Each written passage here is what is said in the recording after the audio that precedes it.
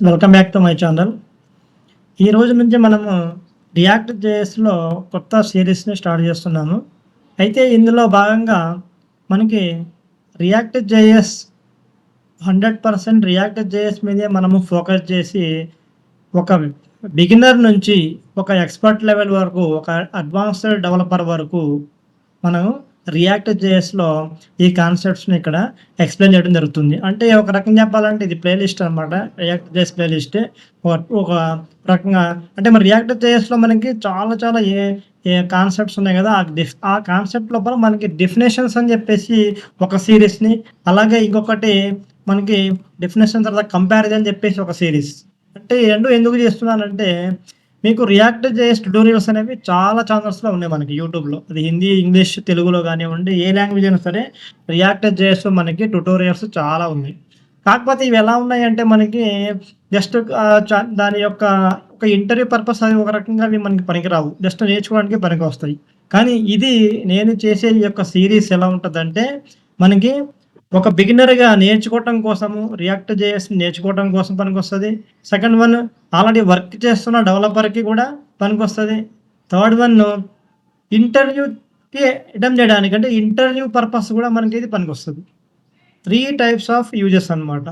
3 types of యూజెస్‌ని నేను దృష్టిలో పెట్టుకొని ఈ యొక్క రియాక్ట్ జేఎస్‌లో ఈ యొక్క డెఫినిషన్స్ అనే ఒక సీరీసు, రియాక్ట్ జేఎస్ కంపారిజన్స్ అనే ఒక సీరీస్‌ని మనం ఇక్కడ మనం స్టార్ట్ చేయడం జరుగుతుందనమాట. అయితే ఎందుకు దీన్ని 2 మీద ఫోకస్ చేయడం జరిగింది అంటే, మనకి మెయిన్‌గా ఏంటంటే ఈరోజు చాలామంది ఇబ్బంది పడేది నేర్చుకుంటున్నారు, వర్క్ చేస్తున్నారు కానీ ఇంటర్వ్యూలో మాత్రము ఇంటర్వ్యూని క్రాక్ చేయలేకపోతున్నారు. ఎందుకంటే అక్కడ అడిగే క్వెషన్స్ అనేవి కొంచెం డిఫరెంట్‌గా వస్తున్నాయి ఈ మధ్య. ఎందుకంటే అక్కడ మనకి డెఫినిషన్స్ అడగొచ్చు, లేకపోతే కంపారిజన్ అడగొచ్చు. ఈ రెండిట్లో ఒకటి గ్యారంటీగా అడుగుతారు. డెఫినిషన్ అడిగితే ఓన్లీ ఒక క్వెషన్‌కి ఒక ఆన్సర్ మాత్రమే వస్తుంది. కానీ కంపారిజన్ అడిగితే ఒక క్వెషన్‌కి మనకి 4 ఆన్సర్స్ వస్తాయి. Example functional component, class component. What is the difference between functional and class components అనే క్వెషన్ అనేది 100% మనకి ఇంటర్‌లో వచ్చే క్వెషన్. ఈ క్వెషన్‌ని మనము దీంట్లో కంపారిజన్స్ అనే ఈ యొక్క సీరీస్‌లో మనం డిస్కస్ చేయడం జరుగుతుంది.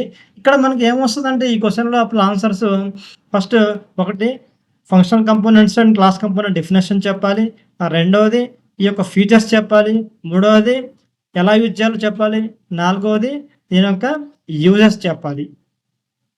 ప్లస్ ఎగ్జాంపుల్ కూడా మనము ఒకసారి రాసి చూపియమంటారు. ఎగ్జామ్ కూడా రాసి చూపియాలి. అంటే దాదాపు 4-5 క్వెషన్స్ అనేవి ఒకే ఒక్క క్వెషన్‌లో మనకి ఇక్కడ మనకేమవుతుందంటే ఈజీగా మనము హ్యాండిల్ చేస్తున్నామన్నమాట. 4 క్వెషన్స్‌ని మనము ఒకే క్వెషన్‌లో మనము నేర్చుకుంటున్నాం అన్నమాట. అందుకోసం అని చెప్పేసి ఇక్కడ నేను కంపారిజన్స్ అని చెప్పేసి ఒక సీరీస్‌ని మనము ఇక్కడ నేర్చుకోవడం జరుగుతుందన్నమాట. డెఫినిషన్స్ అండ్ కంపారిజన్స్ అన్నమాట. అయితే ఈ రెండిట్లోకి ఎళ్ళే ముందు ఫస్ట్ మనము అసలు రియాక్ట్ అప్లికేషన్‌ని ప్రెజెంట్ వీట్ అనే యొక్క దీని సర్వర్ మీద మనము ఎలా క్రియేట్ చేయాలి అని చెప్పి చూస్తున్నాం. అంతకుముందు సిటీ ఇది క్రియేట్ రియాక్ట్ యాప్ అని చెప్పి సిఆర్ఏ ఉండేది కదా! మనకి సిఆర్ఏ అయితే ప్రెజెంట్ మనం యూజ్ చేయట్లేదు. ఇప్పుడు వీటి మీద మనము రియాక్ట్ జేఎస్ అప్లికేషన్ మనం క్రియేట్ చేస్తాం. అది కూడా Tailwind CSS with Tailwind CSS React JS అప్లికేషన్‌ని మనము ఎలా సెటప్ చేయాలి, ఎలా క్రియేట్ చేయాలి అనేది ఫస్ట్ నేర్చుకోవాలి. దీని తర్వాత మనము ఈ సీరీస్‌ని మనము స్టార్ట్ చేద్దాము. చూసినట్టయితే ఫస్ట్ మనకి ఇక్కడ రియాక్ట్ డెవ్ అని చెప్పేసి మనకుంది. దీంట్లో మనకి జస్ట్ అప్లికేషన్ స్క్రాచ్ నుంచి ఎలా చేయాలనేది మనకు చెప్పడం జరుగుతుంది. అయితే ఫస్ట్ ఇన్‌స్టాల్ చేయమని చెప్తారు ఈ యొక్క బిల్డ్ టూల్ నుంచి. ఎందుకంటే ఇక్కడ వీట్ లేటెస్ట్ అని చెప్పేసి ఇలా చెప్తారు. తర్వాత కొన్ని స్టెప్స్ ఉంటాయి. కాకపోతే దీన్ని చేసిన తర్వాత మళ్ళీ మనము టైల్‌విండ్‌ని కూడా సెపరేట్‌గా చేయాల్సి ఉంటుంది. మనకి అలా కాకుండా ఒకేసారి రియాక్ట్‌ని, టైల్‌విండ్‌ని కలిపి మనము ఇక్కడ ఇన్‌స్టాల్ చేసుకోవచ్చు. ఈ యొక్క టైల్‌విండ్ సిఎస్ఎస్‌లో మనకి ఇక్కడ స్టెప్స్ అనేవి ఇవ్వడం జరుగుతుందన్నమాట. ఫస్ట్‌ది మనం చూసినట్టయితే NPM create wheat at latest అని చెప్పేసి ఈ యొక్క కమాండ్ మనం రన్ చేయాలి. ఈ ఫోల్డర్‌లో నేను వెళ్తున్నాను. ఈ ఫోల్డర్‌లోకెళ్ళి సీఎండీ అని చెప్పేసి ఈ ఫోల్డర్‌లో సీఎండీ చేశాను. ఇక్కడికొచ్చి పేస్ట్ చేశాను. NPM create wheat at the latest అని చెప్పేసేసాను. మనం ఇక్కడ ఏం చేస్తామంటే జస్ట్ ఎంటర్ కొట్టాం. ఎంటర్ కొడితే ప్రాజెక్ట్ నేమ్ పడుతుంది. ప్రాజెక్ట్ నేమ్ ఏం పెడుతున్నా నేను డెఫినేషన్ చెప్పి పెడుతున్నా. డెఫినేషన్స్ సంబంధించిన ప్రాజెక్ట్ కాబట్టి డెఫినేషన్స్ పెట్టాను. ఎంటర్ కొట్టాను. ఇక్కడ మనకి సెలెక్ట్ చేసుకోమంటుంది ఫ్రేమ్‌వర్క్. నేను రియాక్ట్ కాబట్టి రియాక్ట్ సెలెక్ట్ చేసుకున్నాను. ఇక్కడ ఒక వేరియంట్ అంటే స్క్రిప్ట్‌ని సెలెక్ట్ చేసుకోమంటుంది. మేము జావా స్క్రిప్ట్‌లో చేస్తున్నాం కాబట్టి జావా స్క్రిప్ట్ సెలెక్ట్ చేశాను. ఆ తర్వాత ఏం చేయమంటుంది సీడీ డెఫినిషన్ అంటే ఆ డైరెక్టరీలోకి ఎళ్ళమంటుంది. డెఫినిషన్ డైరెక్టరీలోకి ఎళ్ళమంటుంది. ఎళ్ళాను. ఎళ్ళిన తర్వాత ఏం చేయమంటుంది ఎన్‌పీఎం ఇన్‌స్టాల్ అంటే నోడ్ మాడ్యూల్స్‌ని ఇన్‌స్టాల్ చేయమంటుంది. ఎన్‌పీఎం ఐ.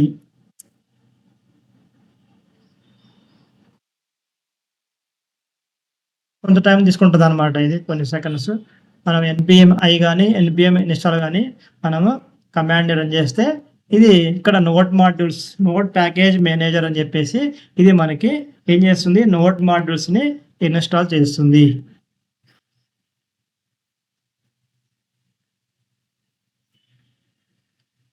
అయిపోయింది. నోడ్ మాడ్యూల్స్ కూడా ఇన్‌స్టాల్ అయిపోయింది. మనకి ఇప్పుడు ఏం చేస్తామంటే వీఎస్ కోడ్‌లో దీన్ని ఓపెన్ చేస్తున్నాం. వీఎస్ కోడ్‌లో ఓపెన్ చేద్దాం అప్లికేషన్‌ని. వీఎస్ కోడ్‌లో నేను ఈ అప్లికేషన్ మనం ఎప్పుడైతే ఈ ప్రాజెక్ట్ క్రియేట్ చేసాం కదా! ఈ ప్రాజెక్ట్‌ని మనము వీఎస్ కోడ్‌లో ఓపెన్ చేశాము. ఇక్కడ చూడండి అప్లికేషన్ అనేది ప్రాజెక్ట్ అనేది క్రియేట్ అయిపోయింది. మనకి డెఫినిషన్స్ అని చెప్పి ప్రాజెక్ట్ ఏంటంది టెర్మినల్ తీసుకుంటున్నాను నేను. తీసుకొని ఈ టెర్మినల్ లోపలికెళ్ళి నేను ఏం చేస్తానంటే ఇప్పుడే ఏం చేస్తామంటే మనము ఇక్కడ టైల్‌విండ్‌ని కూడా ఇన్‌స్టాల్ చేయాల. టైల్‌విండ్‌ని కూడా ఇన్‌స్టాల్ కంట్రోల్ సి ఈ యొక్క కమాండ్‌ని కాపీ చేస్తాం. టైల్‌విండ్ పేస్ట్ చేస్తాం. పేస్ట్ చేసాం. రన్ చేద్దాం. ఇక్కడ టైల్‌విండ్‌ని మనము ఏం చేస్తాం ఇన్‌స్టాల్ చేస్తున్నాం.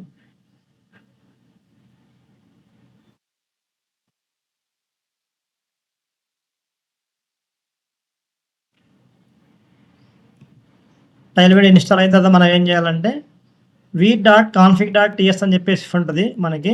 వీటి యొక్క కాన్ఫిగరేషన్ ఫైల్ అనమాట ఇది. దీన్ని మొత్తాన్ని కాపీ చేయండి. ఇందులో ఉన్న ఈ కోడ్ మొత్తాన్ని కాపీ చేయండి. కాపీ చేసి ఇక్కడ అయిపోయింది ఇన్‌స్టాలేషన్. v.config.ts ఓపెన్ చేయండి. కంట్రోల్ ఏ అని చెప్పి కంట్రోల్ వి కొట్టేసేయండి. మొత్తాన్ని కాపీ పేస్ట్ చేసేసేయండి. కలెక్ట్ చేసి టైల్‌విండ్ అనేది ప్లగిన్ అనేది ఇక్కడ మనం కాన్ఫిగరేషన్ చేశాం. నెక్స్ట్ ఏం చేయమన్నాడు ఇక్కడికొచ్చేసి @import tailwind.css దీన్ని CSS ఫైల్‌లో మనము పేస్ట్ చేయాలి. ఏ CSS ఫైల్ index.cssలో. ఇది అవసరం లేదు మనకి. index.css రావాలనే డిఫాల్ట్‌గా ఉన్న CSS మనకు అవసరం లేదు. తీసేసి కంట్రోల్ వి పేస్ట్ చేసే అయిపోయింది. ఇది కూడా చేసేసాం. నెక్స్ట్ ఏం చేస్తాం మనము రన్ చేయమంటున్నాడు. ఇక్కడ npm రన్ డెవ్ అని చెప్పి రన్ చేయమంటున్నాడు. ఏం చేస్తాం npm రన్ డెవ్ అని చెప్పేసి npm రన్ డెవ్ చేసాం. ఇదేమవుతుంది రన్ అవుతుంది సర్వర్. వీట్ సర్వర్ రన్ అవుతుంది. లోకల్ హోస్ట్ 5173లోకి ఇది రన్ అవుతుంది అనమాట. లోకల్ హోస్ట్ 5173 రన్ చేశాను నేను. రన్ అయింది. ఇక్కడ మనకి ఏమైంది ఏం రాలేదు. ఎందువల్ల రాలేదు కన్సోల్ చూడండి. కంపల్సరీగా మీకు ఎర్రర్ వస్తుంది కన్సోల్ లోపల. కన్సోల్ లోపల మనకి ఏమొచ్చింది రిఫరెన్స్ ఎర్రర్ వచ్చింది. React is not defined. ఎక్కడ main.jsxలో మన రియాక్ట్ అనేది డిఫైన్ చేయాలని చెప్పేసి మనకి ఎర్రర్ వచ్చింది. తీసేసాను. ఇది క్లోజ్ చేశాను. main.jsలోకి వెళ్ళాము. ఇక్కడ మనకి రియాక్ట్ అనేది ఇంపోర్ట్ చేసుకోలేదు. ఇంపోర్ట్ చేసుకోలేదు కాబట్టి మనం ఇంపోర్ట్ చేసుకోవాలా. IMR షార్ట్ కట్ IMR అంటే ఇంపోర్ట్ రియాక్ట్ అని చెప్పేసి వస్తుంది అనమాట. తీసేసాను నేను.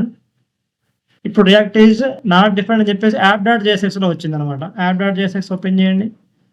ఇక్కడ కూడా లేదు. ఇక్కడ మొత్తం తీసేసి నేను డిలీట్ కొట్టేసి ఇక్కడ RAFCE షార్ట్ కట్ ఈ యాప్‌ని ఇక్కడ మళ్ళీ నేను కోడ్ అంతా తీసేసి మళ్ళీ ఏం చేశాను జస్ట్ ఏం చేసి జావా స్క్రిప్ట్ యారో ఫంక్షన్ నేను తీసుకున్నాను. మళ్ళీ అంత ఏం లేదు. ఇక్కడ యారో ఫంక్షన్‌ని తీసుకున్నాను.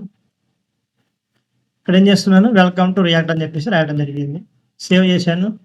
మనకేమైంది వచ్చింది వెల్కమ్ టు రియాక్ట్. అప్లికేషన్ అంటే రన్ అయింది మనకి వెల్కమ్ టు రియాక్ట్ అని చెప్పేసి వచ్చింది. ఇప్పుడు మనం టైల్‌విండ్ CSS అప్లై చేయాలి దీనికి. టైల్‌విండ్ CSS అప్లై చేస్తున్నా చూడండి. క్లాస్ అని చెప్పేసి టెక్స్ట్ 5x అని చెప్పి ఎక్సెల్ అని చెప్పేసి రాశాను. టెక్స్ట్ సెంటర్ అని చెప్పి రాశాను. అప్లై అయిందా మనకి అప్లై అయింది. ఇప్పుడు నేను ఫాంట్ బోల్డ్ పెడతాను. ఫాంట్ బోల్డ్ పెట్టాను. దీనికి కలర్ మారుద్దాము. టెక్స్ట్ కలర్ కూడా మారుద్దాం. టెక్స్ట్ గ్రే ఉంది. ఇక్కడ గ్రే కాకుండా మనము ఇక్కడ నేను బ్లూ పెడుతున్నాను.